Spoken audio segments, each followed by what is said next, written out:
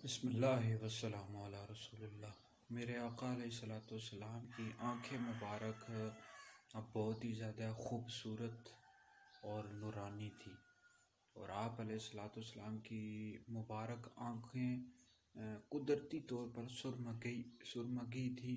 सुरमगी का मतलब ये होता है कि बग़ैर सुरमा लगाए उसमें सुरमा लगा हुआ महसूस होता था। और मेरे आका अलैहिस्सलाम की जो मुबारक आंखें थी उसमें बारीक बारीक सुर्ख डोरे थे। इसको बारीक सुर्ख डोरे को नबूवत की अलामात में से शुमार किया गया है। और मेरे आका अलैहिस्सलाम की जो पलकें थी ये दराज थी, ये लंबी थी।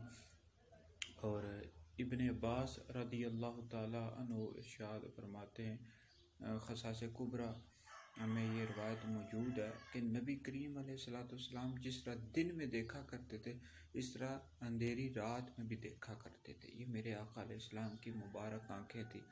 तो अल्लाह रब्बुल इज़्ज़त कि आप अलैहिस्सलाम के महबूब हैं और आपकी हर चीज़ ही कमाल है। अल्लाह रब्बुल इज़्ज़त हमें हुज़ूर अलैहिस्सलाम की मोहब्बत अता फ़रमाए।